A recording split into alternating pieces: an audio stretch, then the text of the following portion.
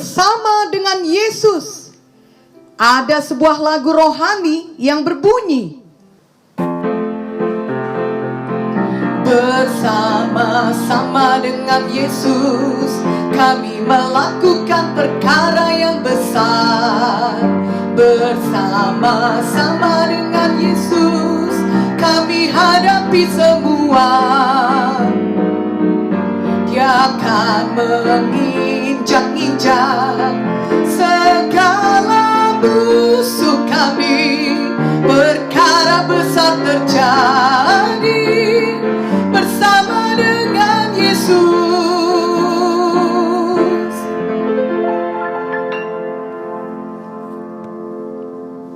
Memanglah hanya bersama dengan Tuhan Yesus kita dapat menghadapi semuanya. Hidup di dalam dunia ini penuh dengan badai persoalan.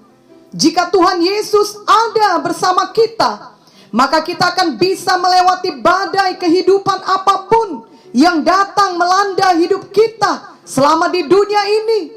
Apakah itu badai dalam bentuk persoalan finansial, pekerjaan, kesehatan, ataupun semuanya mungkin sekaligus datang melanda hidup kita. Ingatlah bahwa Tuhan Yesus berkuasa menenangkan badai sehebat apapun. Dan Tuhan Yesus berkuasa menenangkan hati kita di tengah-tengah semua badai kehidupan yang kita hadapi. Marilah kita membaca Markus 4 ayat 35 sampai 41. Pada hari itu, waktu hari sudah petang, Yesus berkata kepada mereka, marilah kita bertolak ke seberang. Mereka meninggalkan orang banyak itu, lalu bertolak dan membawa Yesus beserta dengan mereka dalam perahu di mana Yesus telah duduk, dan perahu-perahu lain juga menyertai dia. Lalu mengamuklah taufan yang sangat dahsyat, dan ombak menyembur masuk ke dalam perahu, sehingga perahu itu mulai penuh dengan air.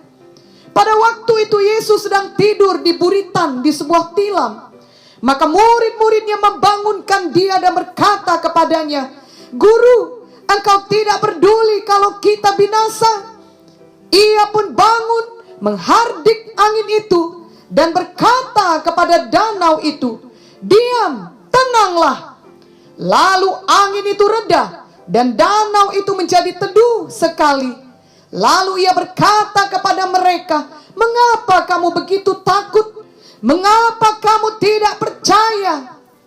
Mereka menjadi sangat takut dan berkata seorang kepada yang lain, siapa gerangan orang ini sehingga angin dan danau pun taat kepadanya?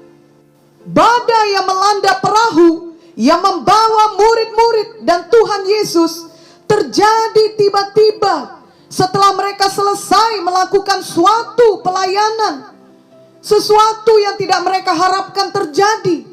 Apalagi itu terjadi setelah mereka mengerjakan kehendak Tuhan. Dan badai tersebut sangat dahsyat, bukan sekedar angin atau ombak biasa. Jadi badai pasti akan datang kepada semua orang, baik yang hidup di luar kehendak Tuhan maupun yang patuh dan hidup dalam kehendak Tuhan. Matius 7 ayat 24-27 berkata, setiap orang yang mendengar perkataanku ini dan melakukannya, ia sama dengan orang yang bijaksana. Ia mendirikan rumahnya di atas batu. Kemudian turunlah hujan dan datanglah banjir. Lalu angin melanda rumah itu. Tetapi rumah itu tidak rubuh, sebab didirikan di atas batu. Tetapi setiap orang yang mendengar perkataanku ini dan tidak melakukannya, ia sama dengan orang yang bodoh yang mendirikan rumahnya di atas pasir. Kemudian turunlah hujan dan datanglah banjir. Lalu angin melanda rumah itu, sehingga rubuhlah rumah itu, dan hebatlah kerusakannya. Ayat firman Tuhan ini mengajarkan kepada kita untuk jangan terkejut atau bingung, apalagi mempertanyakan Tuhan. bila badai kehidupan yang dahsyat datang melanda, justru dipastikan bahwa badai pasti datang, hujan pasti datang, banjir pasti datang.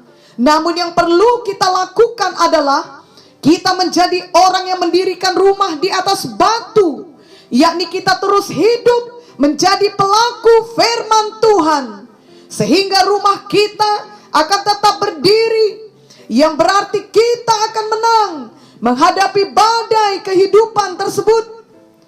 Tentunya ayat ini juga mengajarkan kepada kita, bila selama ini kita mengetahui firman namun tidak melakukannya, maka kita harus segera bertobat. Bila kita memiliki gaya hidup yang salah, yang berdosa, yang terus-menerus tidak dalam kebenaran dan kekudusan, walau berulang kali Roh Kudus telah berbicara dalam hati kita, maka kita perlu berbalik dari gaya hidup tersebut dan sungguh-sungguh kembali melakukan kebenaran dan kekudusan firman Tuhan. Sebab bila tidak demikian, maka kita seperti orang yang mendirikan rumah di atas pasir, sehingga badai kehidupan yang terjadi akan mengalahkan kita dan menghancurkan kita. Tuhan Yesus tidak mau kehancuran terjadi atas kita. Tuhan Yesus telah mati bagi kita. Ia menanggung semua kutuk dosa dan membayar lunas semua dosa dan akibat dosa kita di kayu salib Golgota.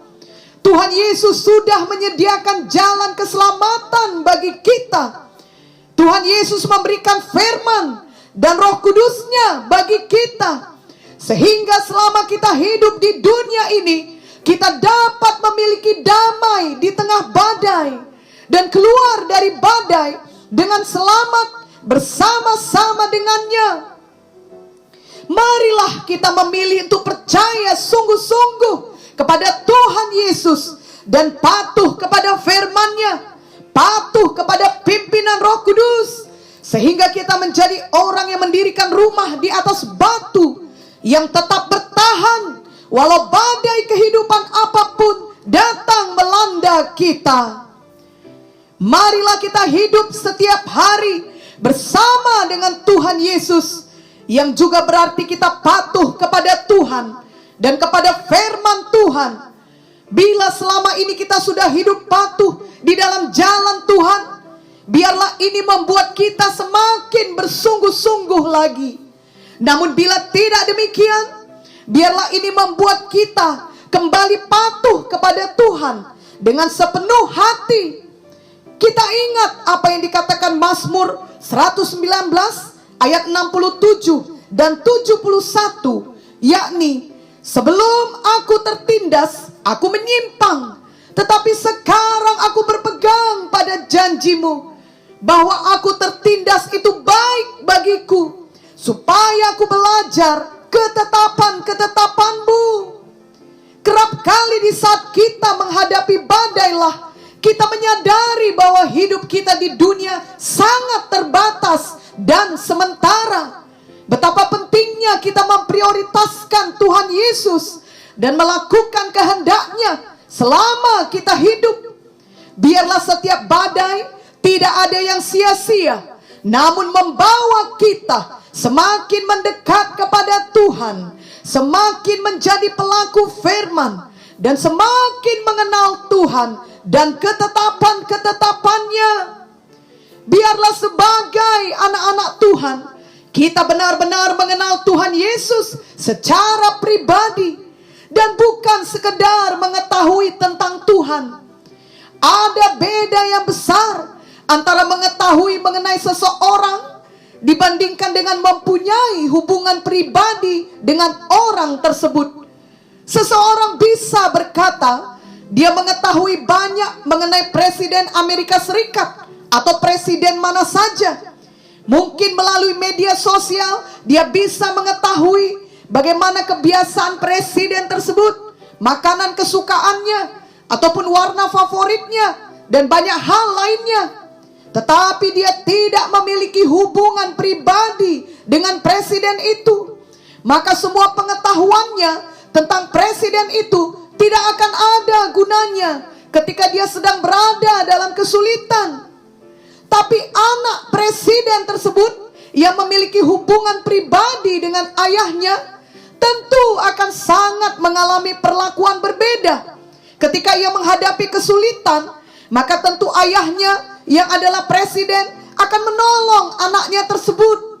Bahkan dalam kehidupan sehari-hari, dia akan menjalani satu hidup yang jauh berbeda dengan orang lainnya yang bukan merupakan anak presiden. Demikian juga tidak cukup bagi kita untuk mengetahui saja hal-hal tentang Tuhan. Namun biarlah kita benar-benar memiliki Tuhan Yesus dalam hidup kita. Biarlah kita memiliki hubungan pribadi dengan Tuhan Yesus, yakni sebagai anak-anak Tuhan yang dikasihi Tuhan. Biarlah kita mengenal karakter Tuhan, kekudusan Tuhan, kasih Tuhan, kesetiaan Tuhan, kuasa Tuhan. Bila tidak demikian, maka badai kehidupan yang dahsyat dapat membawa ketakutan yang dahsyat juga kepada hati kita. Sama seperti yang terjadi sesaat kepada murid-murid. Markus 4 ayat 38 berkata, pada waktu itu Yesus sedang tidur di buritan di sebuah tilam. Maka murid-muridnya membangunkan dia dan berkata kepadanya, "Guru, engkau tidak peduli kalau kita binasa?" Tuhan Yesus bersama murid-murid di tengah badai. Namun sayangnya murid-murid saat itu ketakutan. Tuhan Yesus juga bersama kita di tengah badai kehidupan apapun. Jadi janganlah kita dikuasai ketakutan karena kita meragukan atau melupakan kesetiaannya. Mazmur 89 ayat 9 sampai 10 berkata, "Ya Tuhan, Allah semesta alam, siapakah seperti Engkau? Engkau kuat ya Tuhan, dan kesetiaanmu ada di sekelilingmu. Engkaulah yang memerintah kecongkakan laut. Pada waktu naik gelombang-gelombangnya, Engkau juga yang meredakannya." Dan Mazmur 107 ayat 28 sampai 31 berkata, "Maka berseru-serulah mereka kepada Tuhan dalam kesesakan mereka, dan dikeluarkannya mereka dari kecemasan mereka. Dibuatnyalah badai itu diam, sehingga gelombang-gelombangnya tenang. Mereka bersuka cita, sebab semuanya reda, dan dituntunnya mereka ke pelabuhan kesukaan mereka. Biarlah mereka bersyukur kepada Tuhan karena kasih setianya, karena perbuatan-perbuatannya yang ajaib terhadap anak-anak manusia." Tuhan Yesus dapat meredakan badai kehidupan apapun yang terjadi di sekeliling kita. Namun yang paling penting, Tuhan Yesus dapat meredakan badai di dalam hati kita, yakni badai ketakutan, kekhawatiran, kesedihan, dan badai lainnya. Kita tidak tahu berapa lama badai kehidupan di sekeliling kita akan berlangsung. Bahkan sebenarnya jika satu badai berlalu, maka di waktu yang akan datang, pasti akan datang lagi badai kehidupan berikutnya. Itu sebabnya fokus kita adalah Tuhan Yesus. Bersama dengan Tuhan Yesus, di dalam badai apapun yang ada di sekeliling kita, hati kita dapat tetap dipenuhi dengan damai sejahtera. Kita penuh damai sejahtera bukan ketika tidak ada badai kehidupan, bukan ketika semua sudah reda atau sudah beres, tapi hati kita penuh damai sejahtera karena kita memiliki Tuhan Yesus dalam hidup kita. Kita memiliki firman di dalam hati kita, dan kita hidup patuh kepada firman-Nya. Dalam kisah Markus 4 tadi, ketika Tuhan Yesus sudah meredakan badai yang melanda perahu murid-murid, dan ketakutan mereka akan badai selesai, maka ketakutan akan badai digantikan dengan hal lain, yakni bisa kita sebut dengan takut akan Tuhan.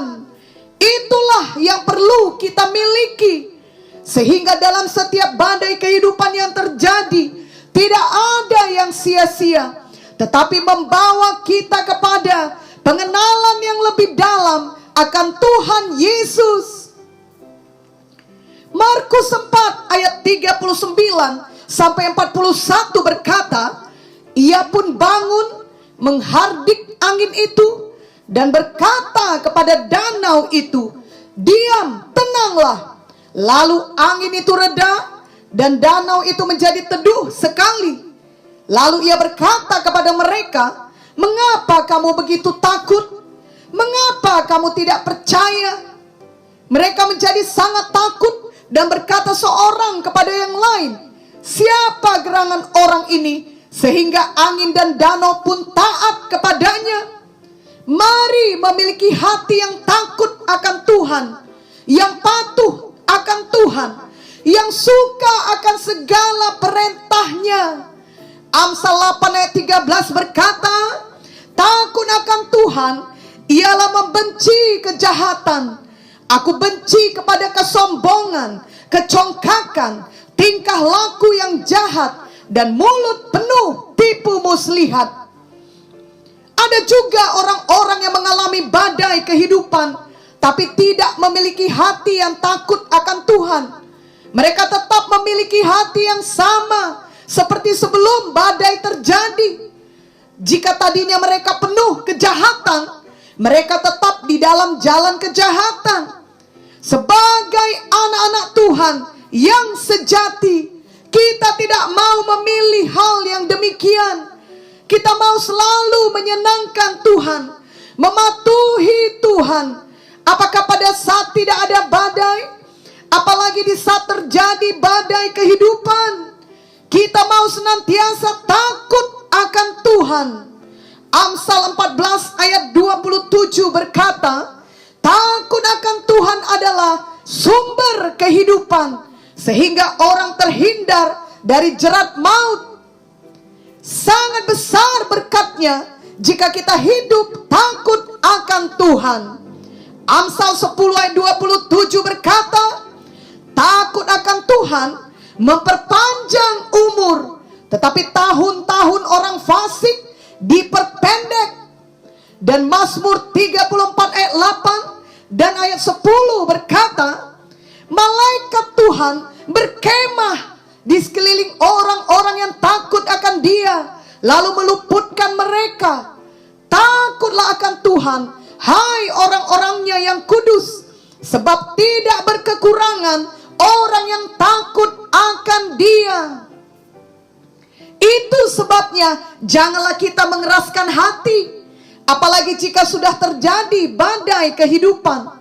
Biarlah kita semua selalu mau bertobat dan benar-benar mau hidup takut akan Tuhan.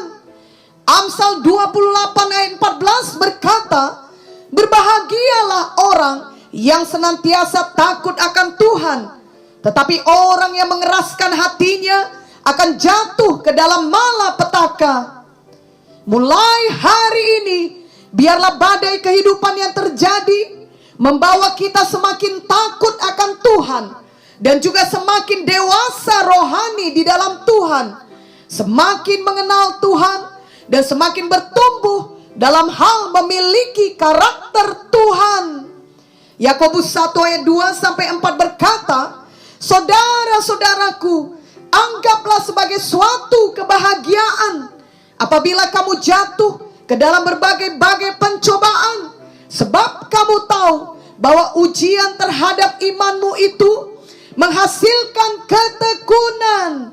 Dan biarkanlah ketekunan itu memperoleh buah yang matang, supaya kamu menjadi sempurna dan utuh dan tak kekurangan suatu apapun. Badai kehidupan pasti akan tetap datang silih berganti. Demikian juga pencobaan dan penderitaan. Namun bersama Tuhan Yesus, dengan firman-Nya, kita dapat tetap maju dan menang.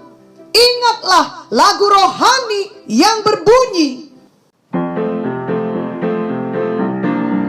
bersama Yesus lakukan perkara besar bersama Yesus. Tidak ada yang sukar bersama Yesus. Ada jalan keluar untuk masalahku, untuk masalahmu, untuk masalah kita semua. Yesus, anak domba Allah, juru selamat umat manusia. Yesus, tabib yang ajaib, Dia menyembuhkan, Dia menyucikan, Dia membenarkan. Dialah Raja segala raja, Dialah Tuhan segala Tuhan.